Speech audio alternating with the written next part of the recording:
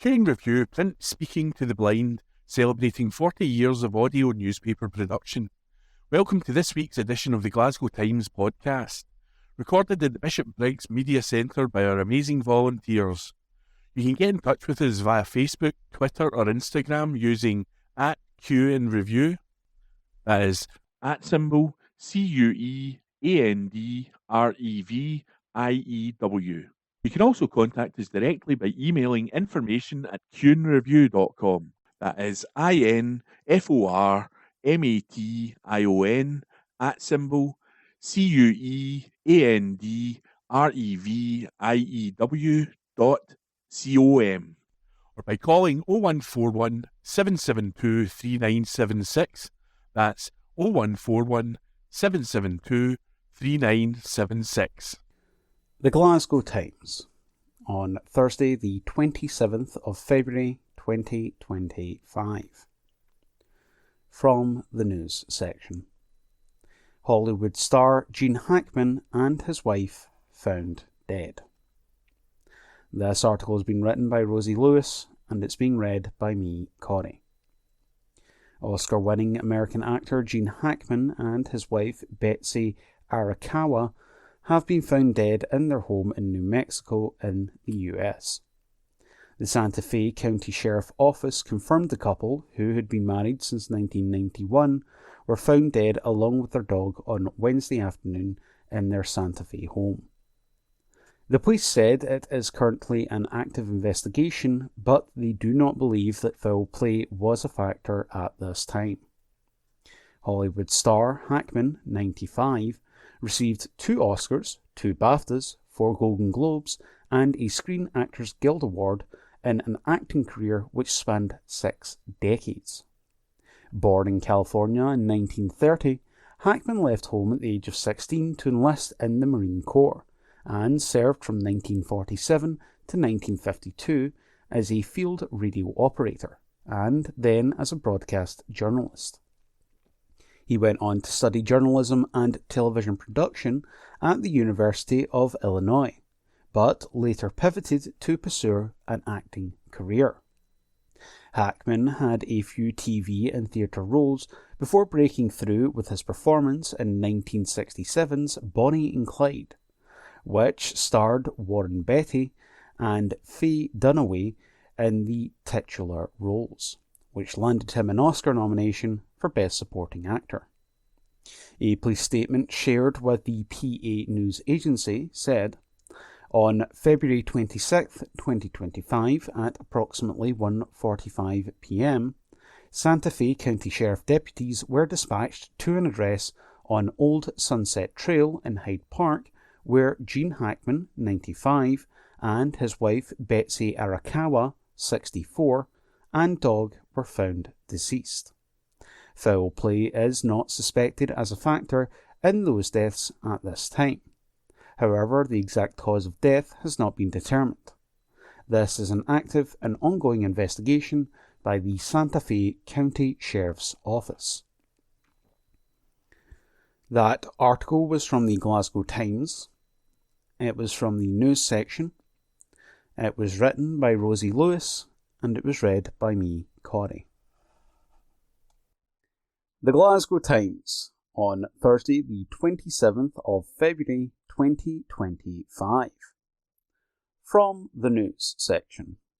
I carry my litter picker everywhere to make Partick better. This article has been written by Stuart Patterson and it's being read by me, Corey. Partick is one of the busiest parts of Glasgow. It is home to a big urban population, shops, businesses and transport facilities along the Dumbarton Road corridor at the heart of the area. And with it comes the visible and unsightly urban problems of litter, graffiti and dog fouling. Jill Ferguson is on a crusade to clean up the area. Jill, 50, has lived in Partick for 25 years and played an active role in many groups including community councils and volunteering at soup kitchens, charity shops and St Andrew's Ambulance. She is well known for going about her business with her litter picker, trying to keep the streets clean. The Glasgow Times joined Jill in a walk around Partick as part of our joint investigation, The Future of Glasgow, with our sister title, The Herald, and it's not hard to see she has her work cut out. She points out the range of things everyday folk leave behind. Broken glass, discarded bottles, fast food packaging and drink cups are ubiquitous. They all go in her plastic bag and into a bin. With her trusty grabber, she also picks up a single silver high-heeled shoe near the train station, a local Cinderella perhaps, running for the last train before it turns into a pumpkin. The neighbourhood crusader, who is not shy in her criticism of the council, also said people need to take responsibility too. Jill, who has registered as the Neighbourhood Improvement Volunteer, NIV, said, "If I see an area that is a mess, I will go out and do it myself." There has been a cut-off point though. The council needs to come and engage more with the community and schools. Ultimately, people shouldn't be dropping litter, she says. Jill added, "Carry it with you until you find a bin or take it home and put it in your own bin." Graffiti is clearly visible around the station area. On this, she said the owners should be taking responsibility for removal. The wall from the entrance to the railway bridge behind Partick Station is a hotspot, as is the side and back wall of the Morrison's supermarket. Jill said, "The front looks lovely, but the back is a mess." It is, she rightly points out, the walking route from Partick to the Riverside Museum, and the new bridge to Govan, so it is well used. Jill added, Network Rail and Morrison's have plenty of money to deal with it, but they instead ignore it. Partick is a traditional Glasgow tenement area, which poses challenges for cleansing and recycling. Less frequent general waste bin collections have led to overflowing bins in some back courts. Jill points out street recycling bins that are also overflowing. She added, "People are putting glass and recycling in their green general waste bin, which adds to that being full. People need to separate their waste more and reduce what goes to landfills." Shops are also using bins intended for household use and are not, she said, being monitored properly by the council. Jill highlighted other issues in the area, including lack of public toilets, an unfinished housing development abandoned by owners, and the need for more support for people who are homeless. She said there are many community groups and local organisations working to make Partick a great place to live. Her ambition for the area is that improvements will come through people, communities, businesses, and the council, each accepting their responsibilities and working together. Undoubtedly, the appearance of the environment for local people and the many visitors is her number one priority, and she's more than willing to back up her words with action and lead by example. She said, "I carry my litter picker everywhere I go." That article was from the Glasgow Times. It was from the news section. It was written by Stuart Patterson, and it was read by me, Connie. The Glasgow Times, on Thursday the 27th of February 2025. From the news section. Man shot in Belfast denied permission to travel to Glasgow. This article has been written by Ben Waddle, and it's being read by me, Corey. A man shot in West Belfast at the weekend has been denied permission on anti-terrorism grounds to travel to Glasgow for surgery, his solicitor has said. Sean O'Reilly, 49, was hit twice after two masked men fired shots through the window of his taxi, as it was parked in the Bellsteel Manor area of Dunmurry at around 10:30 a.m. on Sunday. His lawyer has said that urgent legal action will be launched against the decision to block his travel for surgery at the Queen Elizabeth University Hospital in Glasgow, describing it as absolutely disgraceful. Hardline Republican political group, the Republican Network for Unity, has said Mr. O'Reilly is one of its members. His lawyer, Peter Corrigan of Phoenix Law, said Mr. O'Reilly was admitted to the Royal Victoria Hospital in Belfast on Sunday with non-life-threatening injuries. He underwent surgery on Monday for a bullet which had lodged in his collarbone. He said a subsequent scan showed he had also suffered a severed nerve in his left bicep, and he was told he would have to travel to Glasgow Hospital to have the nerve damage repaired. The lawyer said an air ambulance was on standby to take Mr. O'Reilly to Glasgow on Wednesday evening ahead of surgery on Thursday. He said, "The surgeon has said that he has to be there before Saturday, or the nerves will die." The air ambulance was ready, but then he was told that the authorities have refused to take them under anti-terrorism legislation. "We are going to challenge the decision. We think it's unlawful. We think it's absolutely disgraceful. There's someone being a victim of an attack, a gun attack, that he's going to be treated in this way. It's a denial for our client's basic rights to surgery. We're shocked by the fact that the authorities would deny someone vital surgery in circumstances where they've been a victim of a gun attack." The Home Office and the Scottish Government have been contacted for comment. Amid concerns of a Republican feud in West Belfast, PSNI Detective Chief Inspector Gina Quinn earlier this week cautioned against retaliation for the shooting of Mr. O'Reilly, insisting more violence is not the answer. When asked if dissident Republicans were involved in the attack, Ms. Quinn told reporters that detectives were keeping all lines of inquiry open. Ms. Quinn said one of the two suspects was described as wearing dark clothing, while the other was described as wearing a yellow coat. She called the shooting a disturbing incident. That article is from the Glasgow Times. It's from the news section.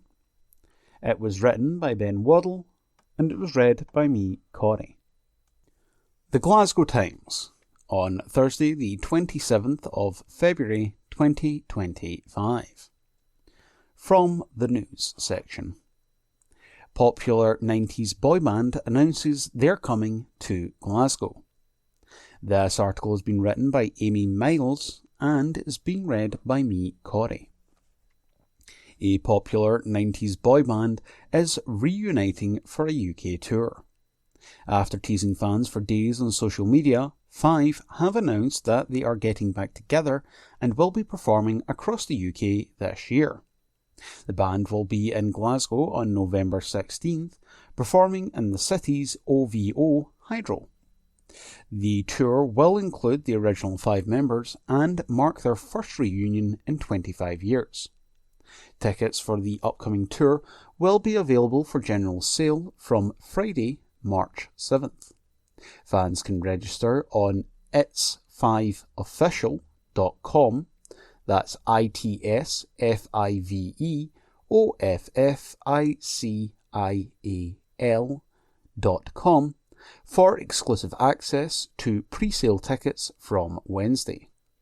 The band has also urged international fans to sign up on the website to indicate their locations. They took to social media to share the news with fans. In an Instagram post, they said, "It's true. The 5 of us are reuniting for a tour across the UK. This has been a long time coming, and it really does feel for all of us now 25 years on. And we're so ready for it. We really can't wait to get back on stage together and see you all in person. It's going to go off. Let's go." Tickets go on sale Friday, March 7th. Sign up at itsfiveofficial.com for special access to pre-sale tickets on Wednesday. International fans, make sure you sign up so we know where in the world you are too. TV personality Rylan shared his excitement for the tour by commenting, "5 band boys with the power to tour 27 years later. Yes, boys." Soap actress Georgia May Fote also commented on the post, saying, "Oh my God, this is the best day of my life." That article came from the Glasgow Times. It was from the news section. It was written by Amy Miles, and it was read by me, Corey. This is from the Glasgow Times on Friday, 28th February 2025. From the news section. Glasgow's Silverburn set to launch unique new area by Ben Waddell. Glasgow's Silverburn is set to launch a new area in the shopping centre. The Southside Leisure Facility has announced it is launching a brand new work hub. The new free-to-use unique space will be located between Chisholm Hunter and Tag Heuer in the centre. Aiming to provide a comfortable and productive environment for people to enjoy, the area will provide seating and desk space for up to 15 people at a time. Here are the opening times for the new hub. Monday to Friday, 10 till 9 p.m. Saturday, 9 a.m. until 7 p.m. Sunday, 10 until 7 p.m. Bank holidays, 10 until 7 p.m. David Piorotti, General Manager for Silverburn, said, "We are always looking for ways to better serve our guests, and the new work hub is another step in providing a premium experience for everyone, whether they're here to shop, relax or work. This space is designed with flexibility in mind, catering to people who are balancing work, leisure and everything in between." That article was by Ben Waddell. This is from the Glasgow Times on Friday, 28th February 2025. From the news section. Legendary Glasgow singer to headline festival in Scotland. By Ben Waddell. A legendary Glasgow singer will headline a huge festival in Scotland this year. Pop icon Lulu will perform at the Hebridean Celtic Festival in the summer in what she has said will be her final year of touring. The Glasgow-raised singer first achieved UK chart success in 1964 with her single Shout, which she followed up with hits including the Eurovision-winning Boom Bang a Bang and the theme to James Bond film The Man with the Golden Gun. The 76-year-old is one of several acts announced by the organisers of the festival known as Hebcelt, which takes place in and around Stornoway on the Isle of Lewis from July 16th to 19th. Lucy said, "I'm looking forward to visiting the Outer Hebrides and performing at Hebcelt in Stornoway on the Isle of Lewis. See you in July." Other big-name acts announced on Friday include Celtic rockers Skerry Vore, now in their 20th year, as well as mountain music star Nina Nesbitt and Brit Award winner Eddie Reader. Skerry Vore accordionist and founding member Daniel Gillespie said, "This is a special year for the band as we celebrate 20 years of Skerry Vore. To headline the Saturday night at Hebcelt means the world to us, as we remember playing McNeil's Bar all those years ago and dreaming of playing the main stage of the festival. We can't wait to see everyone on the island in July and have a very special show planned to celebrate 20 years. The 2025 festival also includes Tidelines, Cassidy, internet sensation Natty, Laura Silverstone and Face Éilinn an Féireach. Michelle Shield, Heb Celt's artist, programmer and director, said, "This year's festival truly celebrates music across generations, from trailblazers like Lulu and Eddie Reader to the next generation of stars including Natty, Josie Duncan and Lauren Collier. Our Celtic roots are proudly represented with Skerryvore marking their 20th year and consistently one of our most requested acts by fans. Highland Heroes, Tidelines and festival favourites like Trail West, Cala and the Tumbling Souls. We're also thrilled to spotlight talents like Lusa and Elias Alexander, alongside live sensations Beluga Lagoon, Tom Maguire and the Brassholes, and Cassidy. There's truly something for everyone at Heb Celt, including cult Gaelic star Donny Dottaman, who lit up so many childhoods, and the talented young musicians from Fish, who once again are opening the island stage on Saturday afternoon. This year's festival also has the strongest lineup of female performers any of us can remember, from our headliners Lulu, Nina and Eddie to the likes of Madison Violet, who have just announced this will be one of their last shows, plus new and exciting talent such as Laura Silverstone, Iona Marid, Kirstith Beaton and Isla Scott. We simply can't wait to welcome music lovers of all tastes to what promises to be one of the most eclectic, vibrant and memorable festivals yet. That article was by Ben Waddell. This is from the Glasgow Times on Friday 28th February 2025. From the news section. We live in the village in the middle of Glasgow and we love it. By Nicole Mitchell. Residents living in Garnet Hill say they love how multicultural the area is, saying it makes people a lot more accepting. We met with Anne Law and Leslie Mulholland from the Garnet Hill Community Council as part of the Glasgow Times The Future of Glasgow series to find out more about what they love about the area and what improvements they would like to see. Walking through the quiet streets on a Monday evening, it's hard to believe you're in the middle of Scotland's largest city. Anne settled in Garnet Hill more than 35 years ago after first moving to the area as a student, and says she loves the location, saying it's so convenient for everything. She said, "It's really quiet, even though Suckyhall Street and the motorway are right there. It's busy surrounding, but this bit is quiet. Everybody's really friendly, and we don't get any bother at all. For me, I don't see the point in living in a suburb. I want to be close to stuff.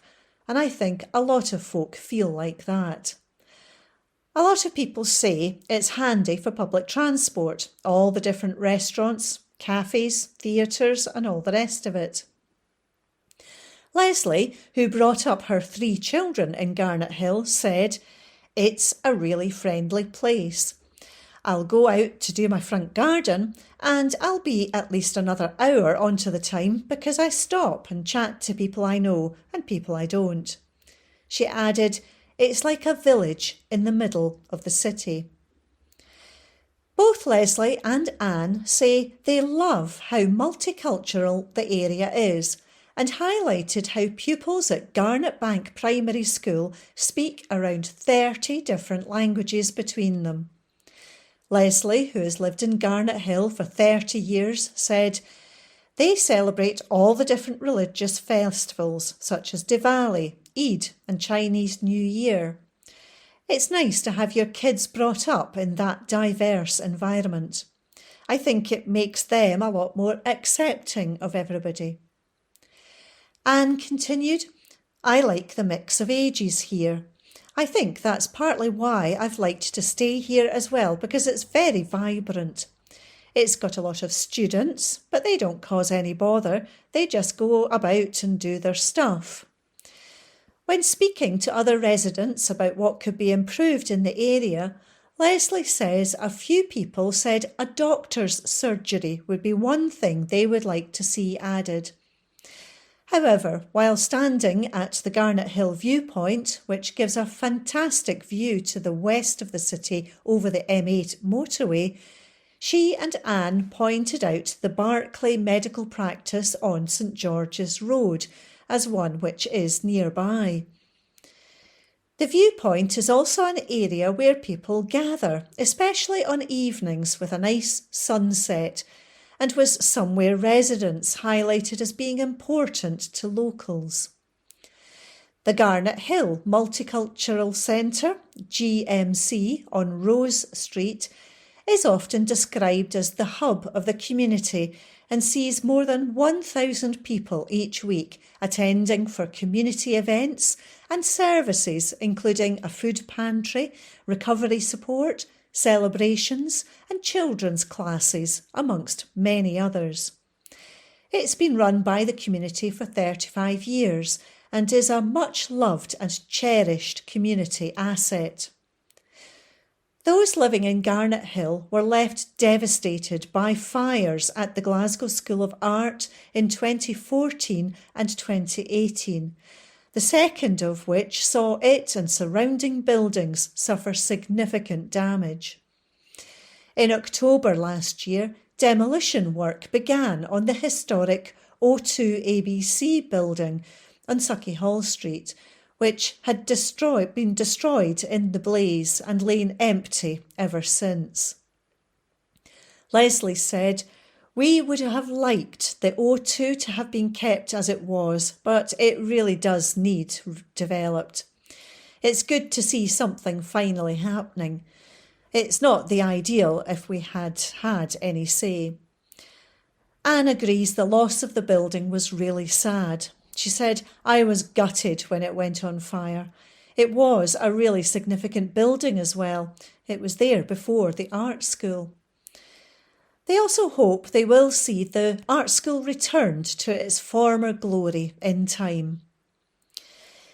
Despite the devastation of the fires, however, there are parts of the art school still serving the community, with floorboards from the building being used to create planters in the community garden off Garnet Hill Street, and stones being used to make a bread oven in the Garnet Hill Park. Both areas are used as gathering places for the community.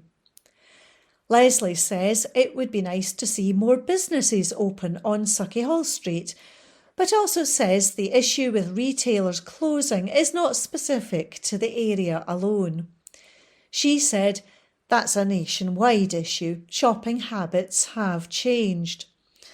There's a lot of negativity about that, but people shop online."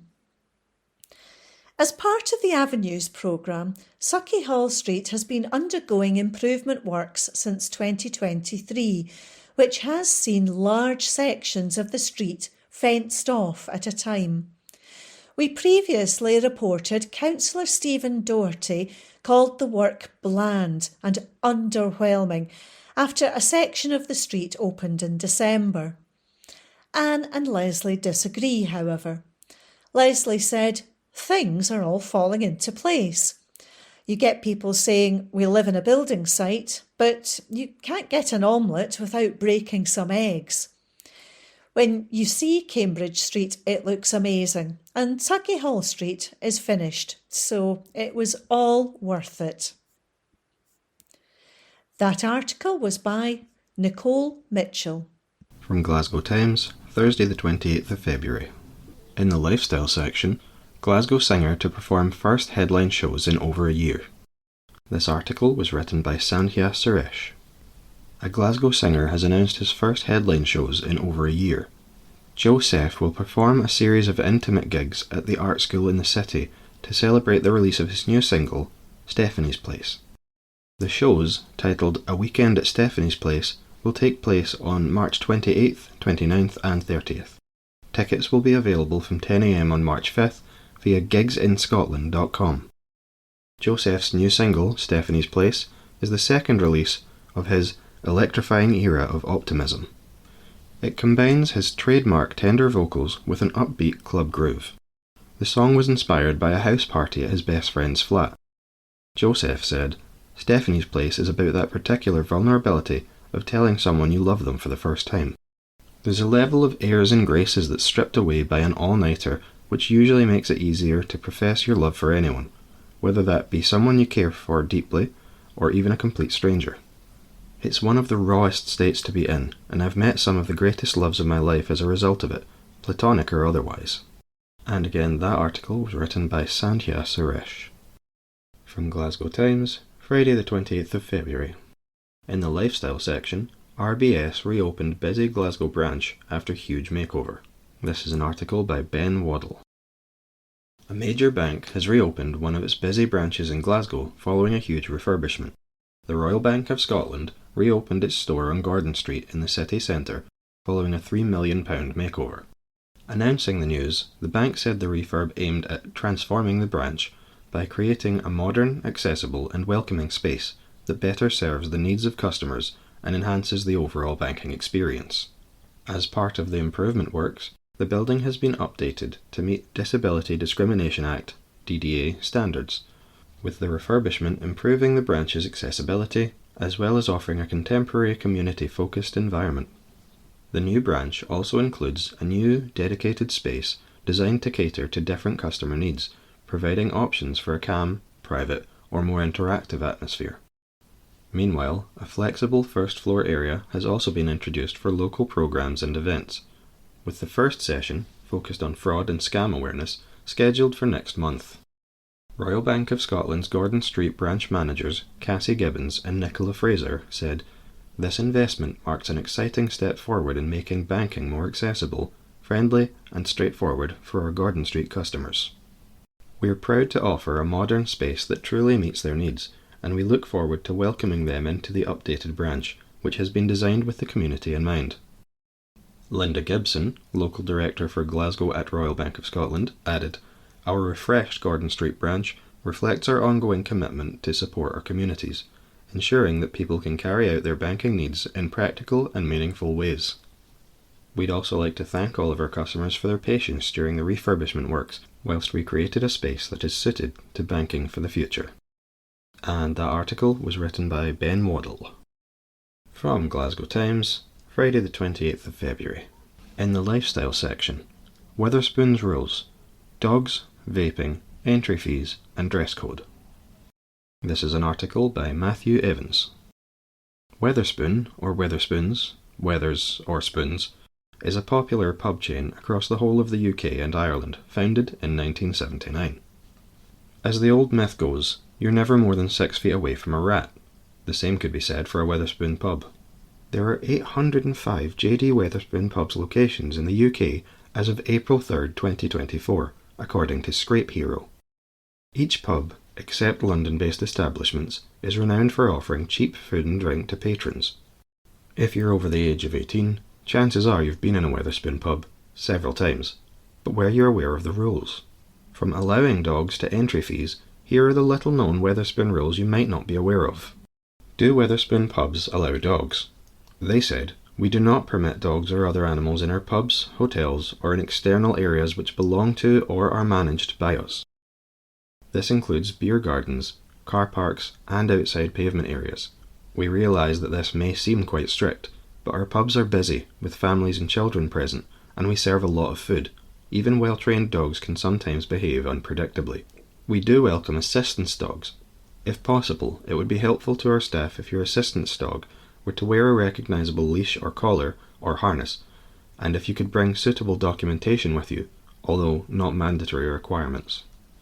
What is the dress code in Wetherspoon pubs?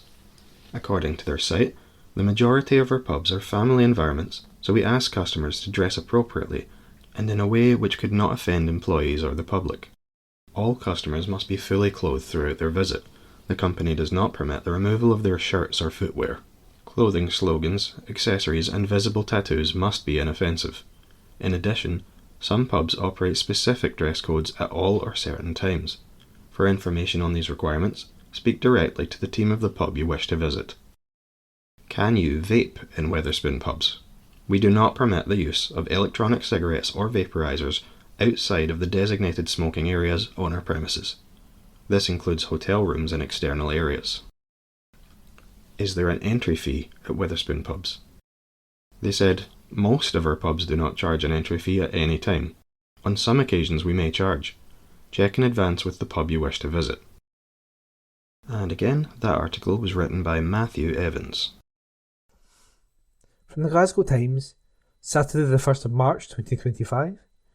From the news section, 5 arrested over incident.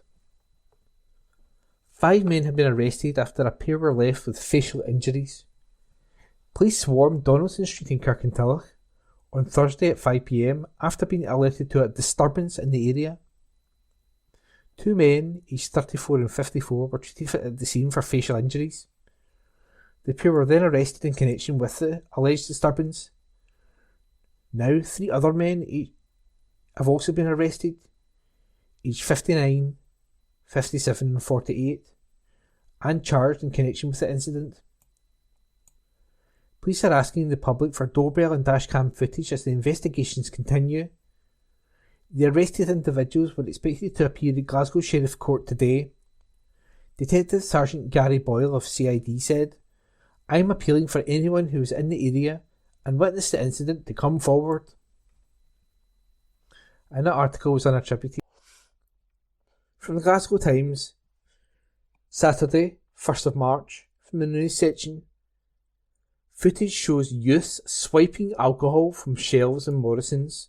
This article is unattributed.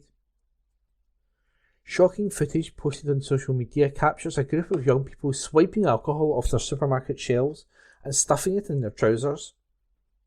The incident at the Dumbarton Morrison's in Glasgow Road took place on Wednesday at around 9 p.m. The video shared on Facebook shows a group of teens bundling bottles of alcohol into their arms while staff attempt to stop them. One boy even drops a large bottle onto the floor as he fills his arms with spirits, only for it to smash and spill all over the ground.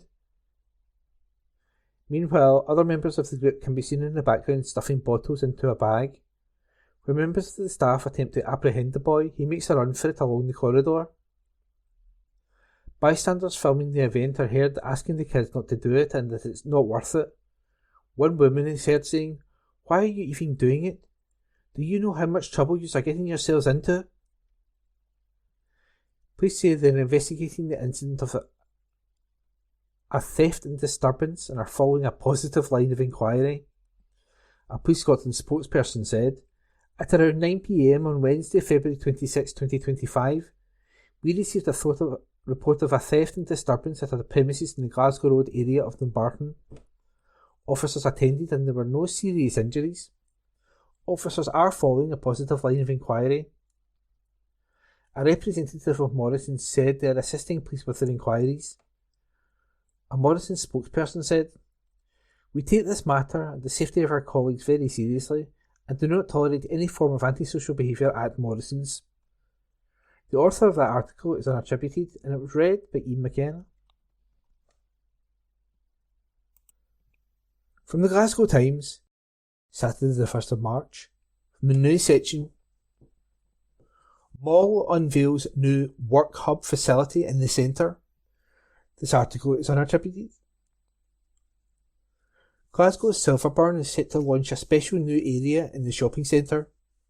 The Southside Leisure Facility has announced it is launching a brand new work hub.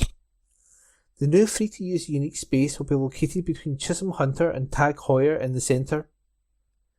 Aiming to provide a comfortable and productive environment for people to enjoy, the area will provide seating and desk space for up to 15 people at a time. Here are the opening times for the new hub.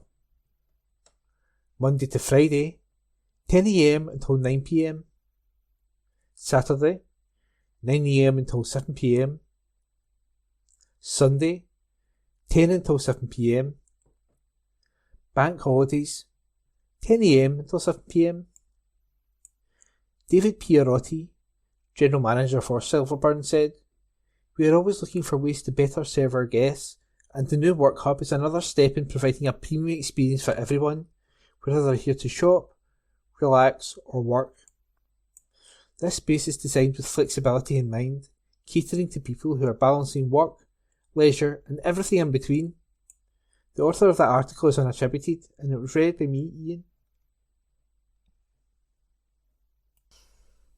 From the Glasgow Times, Saturday the 1st of March 2025. From the news section, swimmer who saved distressed woman honoured. The author of this article is unattributed. A sea swimmer who saved a distressed woman was honoured at the Chief Constable's Bravery and Excellence Awards. Linda Sinclair, from Bearsden, was near Inverness Beach in Orkney when she noticed a woman in difficulty in the water. She immediately called the emergency services, providing crucial information for a swift response. Ms. Sinclair then swam out to the woman, formed a connection with her and encouraged her to safety. Her empathy, selflessness and determination were recognised at the awards ceremony at Police Scotland headquarters, Tullyallen, on Thursday. The Excellence Awards acknowledged individuals and teams across Scotland, including the Greater Glasgow Child Abuse Investigations Unit, who worked tirelessly during Operation Woodwhite, a Police Scotland investigation of systematic serious sexual abuse and neglect by a paedophile ring, spanning several years. The team secures 8 convictions and justice for the young victims. Chief Constable Joe Farrell said, "Every year, these awards highlight the bravery and excellence that is shown day in and day out throughout Scotland. They remind us of all of the incredible work our colleagues and members of the public do to keep our communities safe and thriving, often putting themselves in the face of danger to save someone else." Kerry McMahon-White, Managing Director of Police Mutual, said, "These awards demonstrate the extraordinary levels of professional commitment that goes on across Scotland to protect communities and keep the public safe in the most demanding of circumstances. The nominees are not only a credit to their families, friends and communities, but also to Police Scotland and the wider police service." The author of that article is unattributed, and it was read by me, Ian. Glasgow Times News on Monday the 3rd of March. A Glasgow student to lead a team on a hit BBC quiz show. An article written by Amy Miles. A Glasgow student is set to captain her team in the quarter-final of a popular BBC quiz show.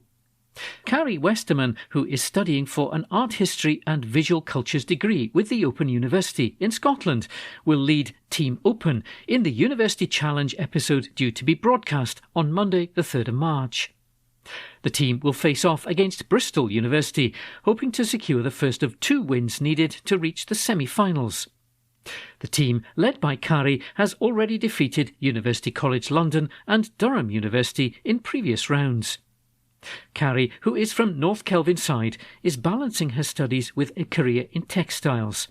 She's a graduate of the University of Copenhagen with a Master of Arts degree in English and Critical Theory. Carrie said, "I work in textiles at an intersection between creativity, communication and academia. I design and write hand-knitting patterns and teach across Europe, typically with a historical or material culture slant. I like that the Open University provides a flexible way of studying. Being able to study at my own pace is key, as my working life can be unpredictable." Carrie applied for University Challenge as a bucket list item and was surprised to be selected as team captain. She said, "I had no idea that I was going to be selected, so hearing that I was team captain was truly surreal." Carrie's specialist quiz area is arts and humanities, particularly early 20th century arts and culture. However, she often finds herself answering questions on Eurovision, UK pop charts and Oscar-winning films. She added, "I also love getting questions relating to fashion and design. Textiles play such a big part in history, from sheep husbandry in Mesopotamia to the European slave trade, that I readily dip into world history and geography too." Carrie is proud to represent the Open University on University Challenge. She said, "I'm so proud to represent the Open University on University Challenge, showing that lifelong learning is a marvellous thing and that no matter who you are, you belong." Susan Stewart, the director of the Open University in Scotland, said, "Congratulations to Carrie and her teammates on reaching University Challenge's quarter-finals. Their progress in the tournament so far has been fantastic, and we wish them every success as they take on Bristol, looking to edge closer to a place in the Final Four." An article written by Amy Miles. Glasgow Times, on Monday the 3rd of March. Lifestyle. The new Amazon Alexa is coming with a new voice, but there's a catch. An article written by Jade Wright. Amazon has unveiled Alexa Plus, the new version of the virtual assistant Alexa, with a new voice and an artificial intelligence-powered revamp. The newly updated virtual assistant has lots of clever functions, but there's a catch. It isn't free for everyone. Alexa Plus will be able to do far more, Amazon says, and has a subscription price for the first time for those who are not Amazon Prime customers. Amazon says that Alexa Plus enables users to do far more thanks to its AI-powered update, which enables the assistant to work across different apps and services to help users with tasks. In practical terms, Amazon says this means users will now be able to ask it to make purchases for you, as well as to make reservations, and then add these details to relevant calendars and text the key details to those involved. The assistant is also now more conversational and able to better pick up context and follow-up questions, with users even able to tell it to remember certain details about people, such as food preferences, or to suggest meal ideas based on those preferences. Amazon has added 2 new key features.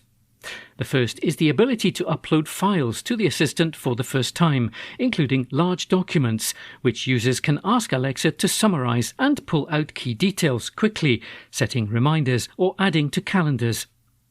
The second is that Alexa Plus will be able to browse the web and interact with the websites of Amazon partners, to buy things, to make appointments and reservations, or to book services based on what task the user sets it. On stage at its announcement event, Amazon demonstrated Alexa Plus finding and booking an appliance repair service for a user after their oven broke down. For Amazon Prime users, Alexa Plus will be free to use, but for those without a Prime membership, Alexa Plus will require a monthly fee to access. In the United States, this will be $20 a month, which is currently about £16. It isn't clear how long the old Alexa will continue for.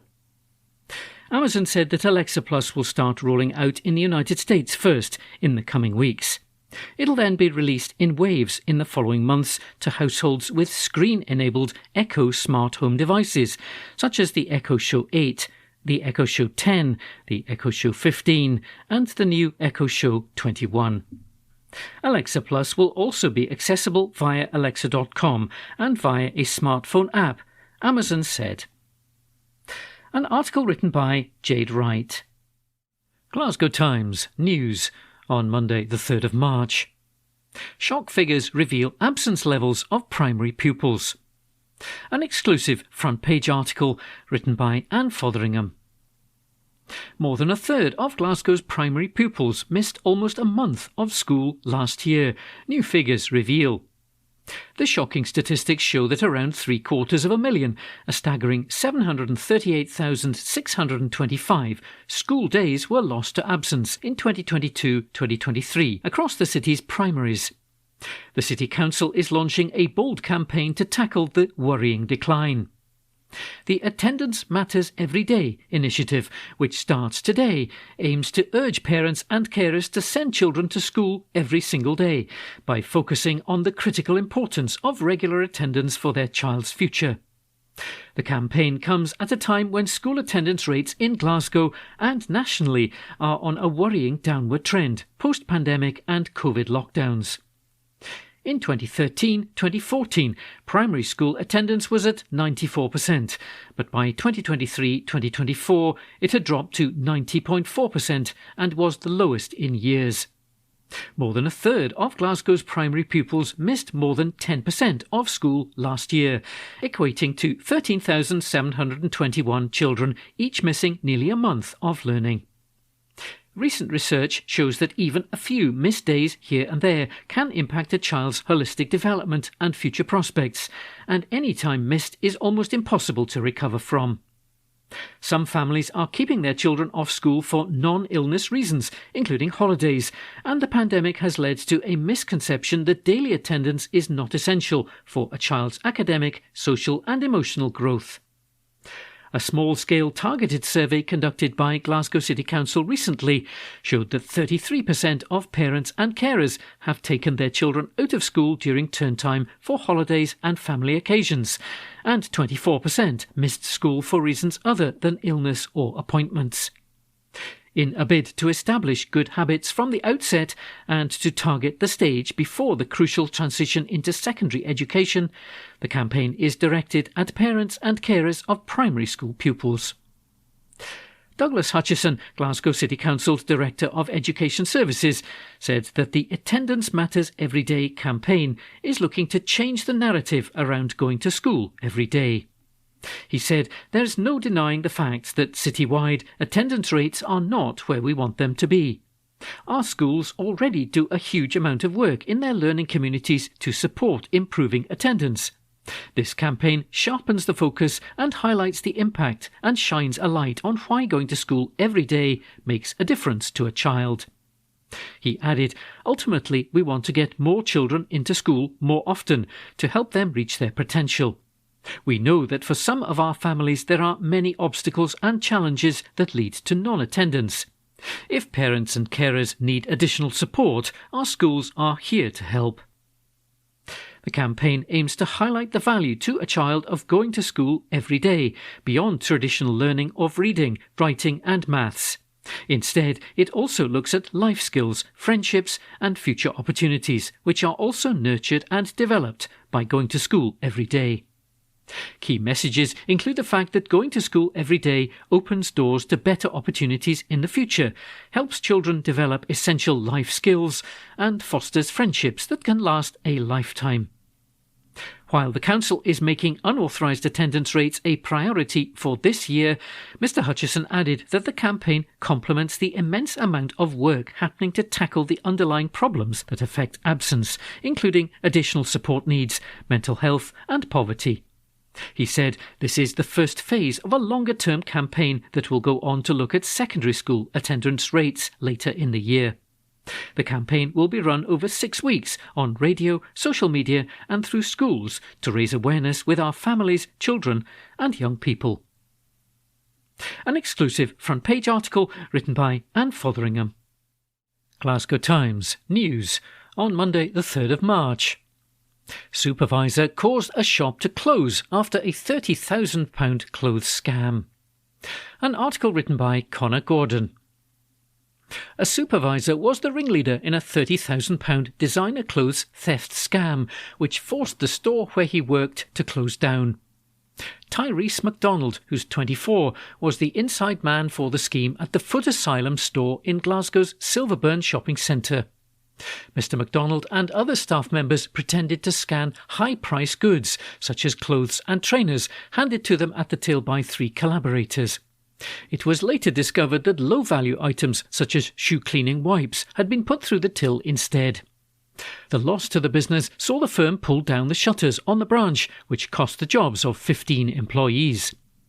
However, a brazen Mr MacDonald made off with a £3,000 redundancy payment before a probe uncovered what had gone on. Mr MacDonald of the city's Priest Hill has now pleaded guilty at Glasgow Sheriff Court to a £29,000 theft charge. Sheriff Mark Maguire told him, "This is one of the most breathtaking cases of dishonesty I've been involved in during my quarter of a century in criminal law. You were clearly the ringleader of what was undoubtedly an intricate, organised course of criminal conduct. This was a gross breach of trust which involved the closure of the shop and the loss of employment for colleagues." The court heard that Foot Asylum's profit protection specialist Sean Brodie was made aware of irregularities at the store. Mr. Brodie recovered CCTV from the store during his investigation, which led him to focus on a transaction done by Mr. MacDonald. Fiscal Lauren Donnelly said the length of the till receipt did not reflect the large quantity of items which Mr. MacDonald sold to the customer. Mr. Brodie reviewed transactions which Mr. MacDonald had conducted during the period of the scam. It was found that there were numerous items of low value such as shoe cleaning wipes or socks. Miss Donnelly added, on viewing CCTV, Mr. Brodie saw that the customer was provided with high-value level goods, which was not reflected on what was scanned through the till. The hearing was told that visits to the store by collaborators were pre-arranged with staff. Miss Donnelly said the person would give high-value goods to staff who would remove the tags from them. Rather than scan it through the till, the staff member would scan a low-value item and the person would pay for the item, giving the impression that all goods were paid for legitimately. Miss Donnelly stated that Mr. MacDonald carried out the process 30 times, with an estimated loss of £29,000. She added the company concluded that the shop was not profitable to retain. A decision was made to close the shop, and of the 22 members of staff, 15 were made redundant and they lost their jobs. Mr. MacDonald received £3,000 in a redundancy payment, while the remaining staff were relocated to other shops in Glasgow. The hearing was told that co-accused Lewis Holmes, 23, had entered the shop on 3 occasions and made off with £2,500 of clothing and accessories. Josh Richardson, 22, visited twice and stole £3,000 of items, while John Mack, who was 57, attended on 3 occasions and took £2,500 of goods. The matter was reported and Mr. MacDonald was traced when he made admissions to police about his role. He stated that he was suffering from a cocaine addiction and needed the money to fund his habit. Miss Donnelly added he said that the scheme spiralled out of control and he did not know all those involved personally. Mr. Richardson, Mr. Holmes and Mr. Mack, also all of Priest Hill, each pleaded guilty to theft as well.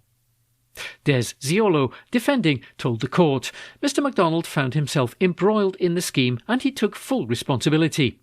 He didn't hide behind or blame anyone else. The hearing was told that Mr. Holmes did not attend court, as he is in Thailand, while Mr. Richardson was at a funeral. Mr. MacDonald was remanded in custody, while Mr. Mack was ordained to appear at the sentencing next month. An article written by Connor Gordon. Glasgow Times, Politics, on Monday the 3rd of March. John Swinney says that the UK should reject President Trump's state visit amid the Ukraine row. An article written by Rosie Lewis. The UK shouldn't be talking of giving Donald Trump another state visit in light of the unacceptable scenes in the Oval Office, John Swinney has said. He's called on the offer of a state visit to the UK to be rescinded unless the United States President gives full-scale backing to Ukraine. His comments come as European leaders discuss the way forward following the angry clash between Mr. Trump and his Ukrainian counterpart Volodymyr Zelensky in the White House, which was broadcast around the world. An online petition from 38 Degrees titled "No Second State Visit for Trump" has reached more than 125,000 signatures. John Swinney said that President Zelensky was the courageous leader of the courageous Ukrainian people and that a completely unacceptable sequence of events had taken place at the White House. He said, until such time as we know that the United States is going to be full-scale partners with us and allied with us in protecting Ukrainian independence, which is fundamental to the protection of European liberal democracy, then I don't think we should be talking about a second state visit for President Trump. The First Minister said he would still engage with the President if he decided to come to Scotland, where he owns 2 golf courses and has family roots. The SNP leader said that he is supportive of the concept of a European assurance mechanism in Ukraine, but said that MPs must vote on any plan put forward by the United Kingdom government. Earlier in the week, Prime Minister Sir Keir Starmer presented Mr. Trump with a letter from the King, which suggested meeting at Balmoral in Aberdeenshire or Dumfries House in East Ayrshire ahead of a state visit. The First Minister last spoke to the United States President in a call in December, in which they discussed Mr Trump's love of Scotland, where his mother Mary Ann MacLeod was born. However, the President's son Eric earlier said it was nasty of the First Minister to endorse his Democrat rival ahead of the presidential election, saying that Mr Swinney had read the temperature very wrong. An article written by Rosie Lewis. From the Glasgow Times, Tuesday the 4th of March, from the news section, busy city centre road to close as part of council project. Article written by Amy Miles. Drivers in Glasgow should prepare for a road closure on a busy road in Glasgow city centre. Pitt Street will be closed between Waterloo Street and Bothwell Street on March the 11th from 9:30am to 3:30pm. The restrictions are expected to remain in place throughout the works, which are part of the Holland Street Avenue project. This project aims to enhance the city's streetscape, making it more attractive and sustainable. Full access to the M8 motorway on-ramp will remain open during the closure. Diversions will be in place through Douglas Street and St Vincent Street to navigate around the affected area. An article written by Amy Miles. From the Glasgow Times, Tuesday the 4th of March, from the news section. Glasgow vandals also squashed cake into King Charles waxwork. Report by Connor Gordon. A woman who squashed cake into a King Charles waxwork avoided jail today for vandalism at Glasgow's Botanic Gardens.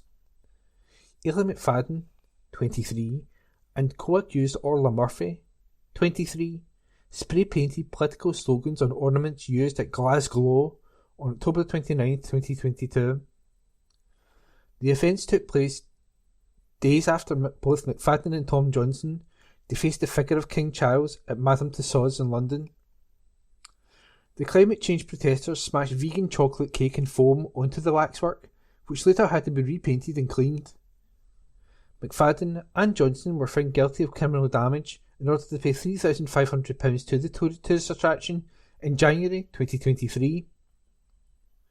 McFadden and Murphy pled guilty at Glasgow Sheriff Court to maliciously spray painting on various items at the city's Botanic Gardens.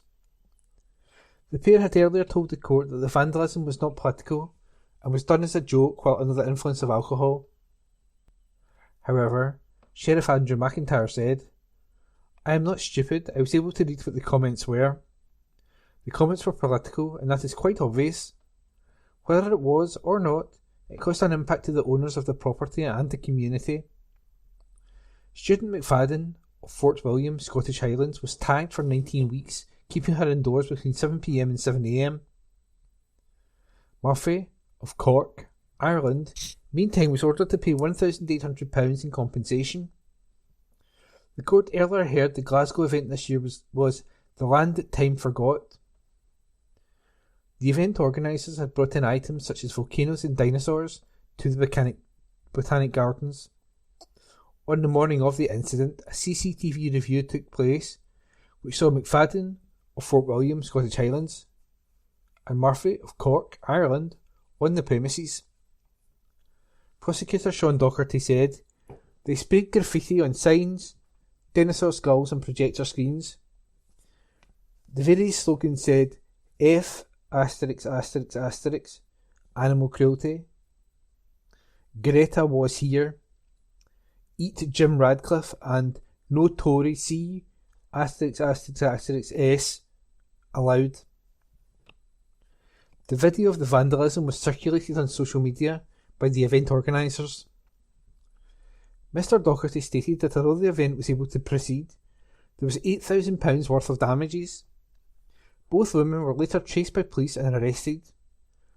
Alison Miller, defending McFadden, told the sentencing, "This offence occurred when she had taken too much alcohol. She knows if this behaviour continues, she will receive a custodial sentence." Peter Malone, defending Murphy, stated, "She described to the author of her background report that it was a silly incident to become involved in. There is a level of regret on her part." And that report was written by Connor Gordon and read by me, Ian McKenna. From the Glasgow Times, Tuesday the 4th of March 2025, from the news section. Man jailed over death of NHS worker. Report by Grant McCabe. A man who killed an NHS worker in a horror scissor attack is behind bars. Darren McDade turned on Kyle Zblotwicz, 29, at the victim's flat in Glasgow on July the 22nd, 2023. McDade then went to the Herculean effort of covering his tracks, including hiding the weapon and burning his clothes. The 34-year-old had been accused of murder at a trial at the High Court in Glasgow, but he was yesterday instead convicted of the reduced charge of culpable homicide while acting under provocation. The 34-year-old admitted to jurors that he was responsible for the death. However, he claimed he had been fearing for his own life. McDade said Kyle had initially forced himself upon him, bit hard on his finger before going to grab the scissors. He said he got them first before striking Kyle, although he did not know how many times he lashed out. McDade had been accused of murder at a trial at the High Court in Glasgow, but he was yesterday instead convicted of the reduced charge of culpable homicide while acting under provocation. The first offender is due to learn his fate next month. McDade had been out with a friend before the killing, including at a city centre casino. He said he had earlier been in contact with Kyle with chat about a casual hook-up for sex. This was despite the pair never having met before. McDade and his friend then got a taxi from Glasgow's West End to Kyle's flat in the city's Dunbreg Court. However, McDade told the trial this was to score cocaine and not for sex. The court heard that this was then the lead up to the catastrophic events at the flat. In his evidence, McDade claimed Kyle had propositioned him shortly after he arrived alone. He told jurors, "I said no way." There were claims Kyle effectively pounced on McDade, who eventually got him off. Among other allegations, McDade said Kyle then grappled with him before trying to attack him with a knife. The tattooed killer stated he got hold of the blade and lashed out at Kyle. McDade said, "I was terrified. I thought, this is it for me. I thought I was dead. I do not fight. I have never been raised to fight." McDade next claimed he was left in excruciating pain after Kyle clamped his teeth down on his finger. He alleged Kyle reached for a pair of scissors. However, McDade said he got his hand on them, but I got there to try and stop him. McDade admitted he then stabbed Kyle with the weapon. His lawyer, Donald Finlay Casey, asked what happened next. McDade said, "He let go. I was free. I grabbed my jumper and ran." He claimed not to know how many times he struck Kyle, who was repeatedly stabbed, including in the eye. Mr. Finlay asked, "Did you know why you struck him with the scissors and the knife?" McDade said, "No, I was terrified. I just wanted to be free." Despite his claims of being in fear, the court heard McDade still took Kyle's phone and threw it away during a taxi journey away from the bloodbath. He also ditched the scissors behind an electricity box in the city's Maryhill. McDade took a hired car to the Campsie Fells in Lennoxtown, East Northamptonshire, to burn his clothes after buying matches and torch from a supermarket. Prosecutors stated, despite knowing what he had did, McDade even claimed to others Kyle had texted to threaten him. McDade told the trial he later learned of Kyle's death online. He claimed in his evidence to be devastated at what had happened. In cross-examination, prosecutor Ali Murray put to McDade he was appearing at times to act like the big innocent in all of this. He replied, "Absolutely not." Mr. Murray also stated, "You went to the Herculean effort to destroy evidence because you knew that the good people of Police Scotland would be wanting to speak with you?" McDade agreed. Kyle was described by one friend who gave evidence in the trial as a good guy, so funny, everybody loved him. Lord Scott was given a number of victim impact statements penned by some of Kyle's grieved relatives for the judge to read prior to sentencing. McDade will next return to court in Livingston on April 3rd. And that article was written by Grant McCabe and read by Ian McKenna.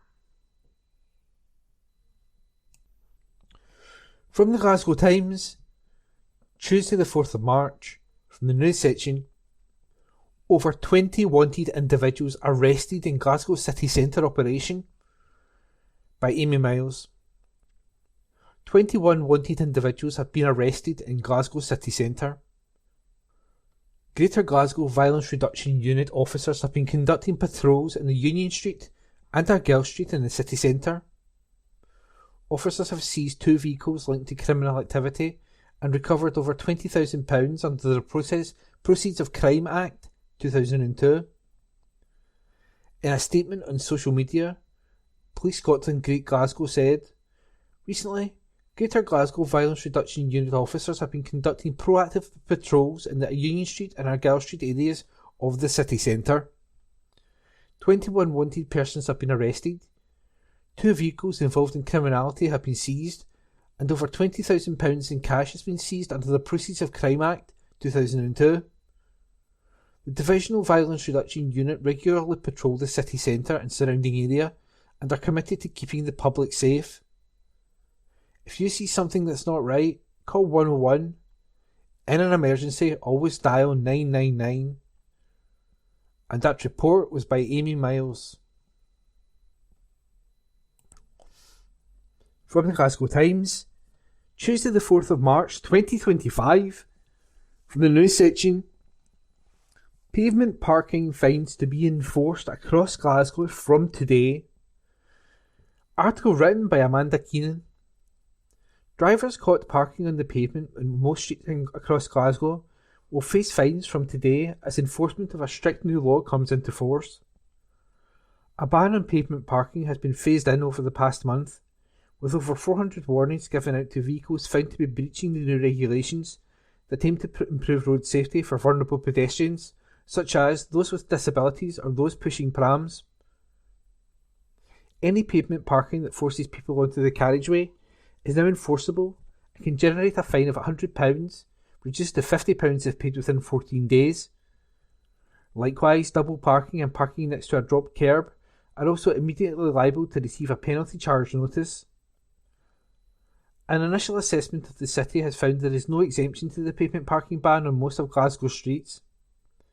These are those where parking restrictions are already in place or where the road is at least 7.5 metres wide, which allows safe passage for a fire engine when cars are parked up on both sides.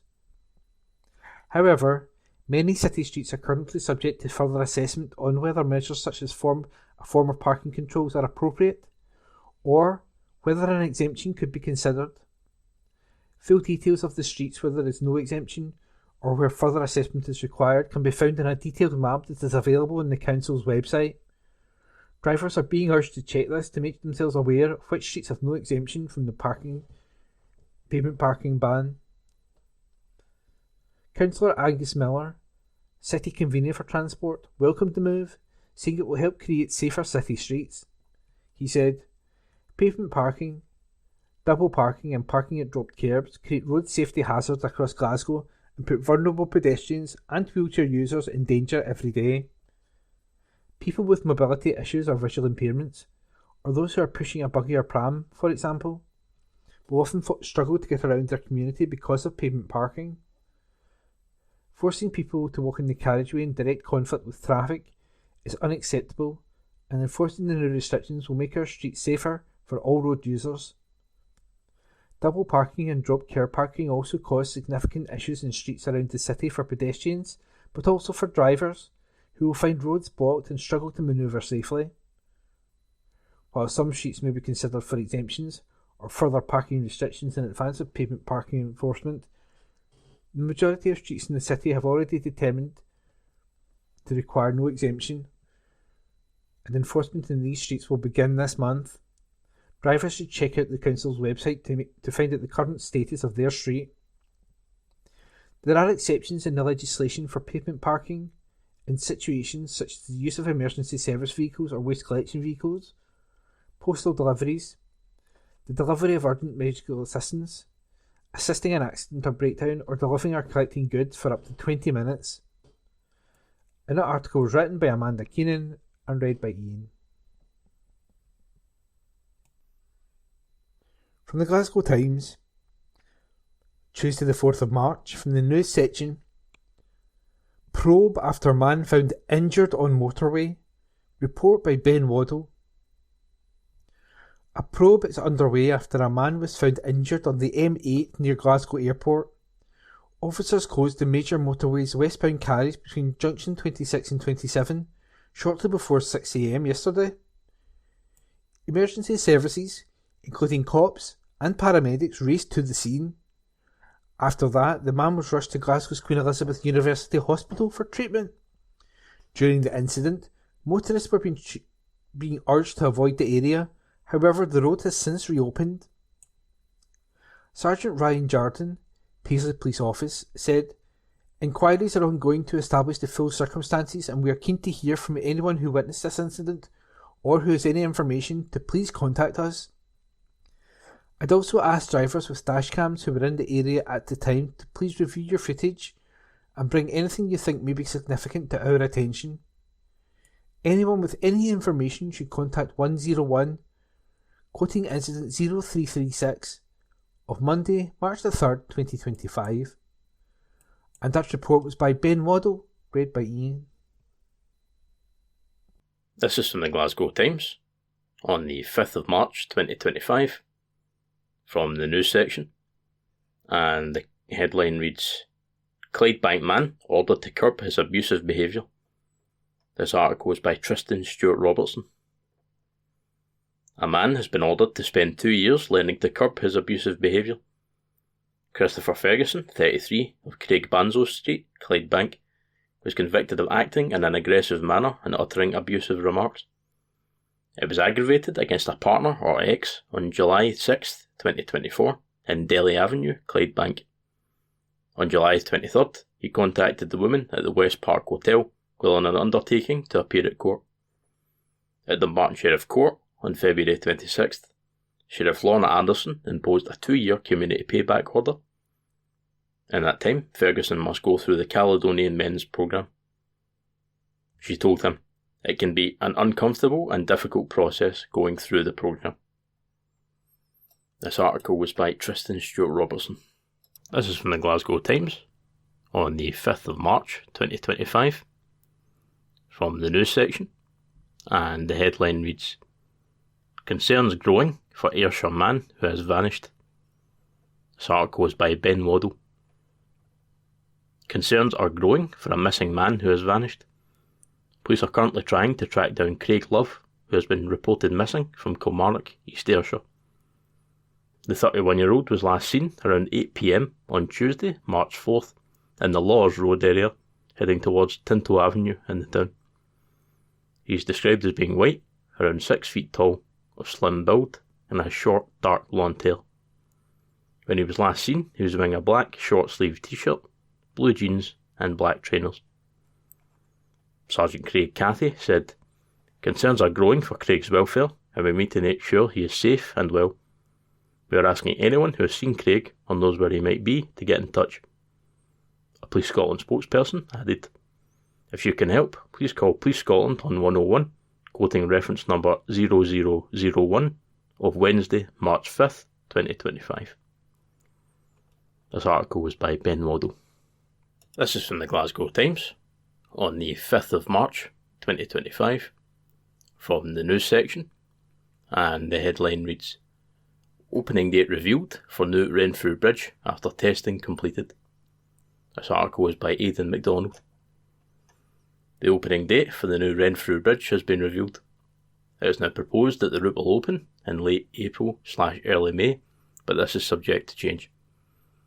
The project is funded by the UK and Scottish governments through the £1.13 billion Glasgow City Region City deal.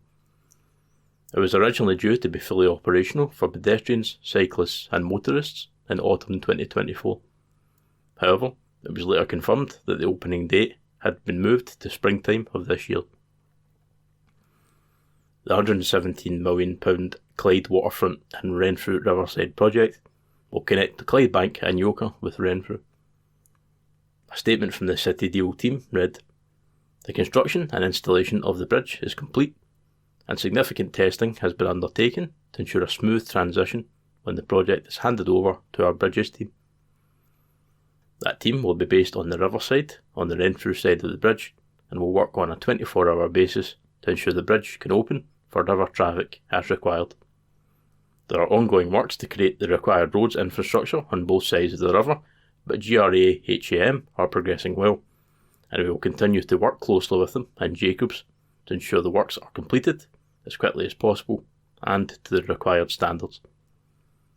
Variable message sign (VMS) signage on the approach and further out from the bridge to support road users to know the availability of the bridge for crossing is also being progressed.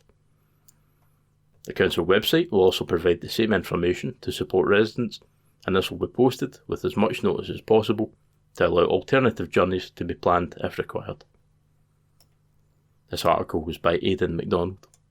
This is from the Glasgow Times on the 5th of March 2025 from the news section, and the headline reads, Patient praises NHS Glasgow for swift mouth cancer treatment. This article is by Sandhya Suresh. A mouth cancer patient has praised NHS Greater Glasgow and Clyde for their care and efficiency. Gareth Thompson, 48, was diagnosed with cancer in November 2024 and has gone from biopsy to recovery in less than 10 weeks. He first noticed a small red mark on his tongue 2 years ago, which grew over time but caused no pain. He said, What started out small ended up being a size that was cause for concern. It happened over time, but things changed when I was on holiday with my family in July 2024, and the growth started to bleed when I brushed my teeth. I didn't think it was anything too serious and made a note to call my GP. Life got busy when we got home, and it wasn't until late October when I made an appointment. After seeing his GP, Mr Thompson was quickly referred to the NHS GGC maxillofacial clinic, where tests and a biopsy confirmed he had tongue cancer. He was then referred to the Enhanced Recovery After Surgery (ERIS) clinic, which prepares head and neck cancer patients for major maxillofacial surgery. Mr Thompson said, I wasn't in any pain prior to the surgery, but the mental impact was heavy. I've never been unwell or had surgery before, so the thought of being put to sleep was terrifying. The ERIS clinic helped me as I was able to share this fear with anaesthetist Dr. Sarah Sullivan. She provided me with the risks and chatted me through step by step what would happen. Mr Thompson underwent surgery on December 30th to remove a tongue tumour, which included a tracheostomy and neck dissection. He was home 10 days later and is now in recovery. He said, My message to others is that if they're unsure about anything, get checked right away. I know that I should have gone to the GP sooner, and I am grateful to the medical teams for acting so quickly. I cannot praise the staff enough for how they have treated me in this process. These positive stories about the NHS need to be shared more as they are really amazing. My standard of care has been excellent. Dr. Sarah Sullivan, NHS GGC consultant at the clinic, said, The cancer itself is just one of the challenges these patients face. Their lives may also be impacted in other ways, such as disfigurement, loss of speech, and difficulty eating. The ERIS clinic takes a realistic medicine approach and provides opportunities for patients to learn about proposed major surgery and anaesthesia, the risks associated with this, the impact on our lifestyle, and how to prepare their bodies for surgery. This article was by Sandhya Suresh. This is from the Glasgow Times on the 5th of March 2025 from the news section, and the headline reads, Tories propose dropping school leaving age below 16. This article was by Amy Miles. The minimum age for leaving school in Scotland should be lower than 16, the Scottish Tories have said. Party leader Russell Findlay will use a speech during Apprenticeship Week on Wednesday to propose the policy, which would see youngsters allowed to leave as young as 14, but required to go on to either an apprenticeship or college. The leaving age in Scotland has been 16 for decades, but Russell is expected to claim the change could transform opportunities for those young people who are being left behind. He is expected to tell a think tank in his speech that too many young people become trapped in a system that isn't working for them. Even worse, far too many exit from it altogether. This is not about writing off these young people, it is the very opposite of that. It is about guiding each individual onto the path best suited to their aspirations. It is about giving young people an opportunity to continue in a form of hybrid education that is better suited to their talents. Upon leaving school at 15, maybe even 14, they would still be required to stay in education, but it would be a form of education that works for them. A fast track to opportunity, whether college or an apprenticeship.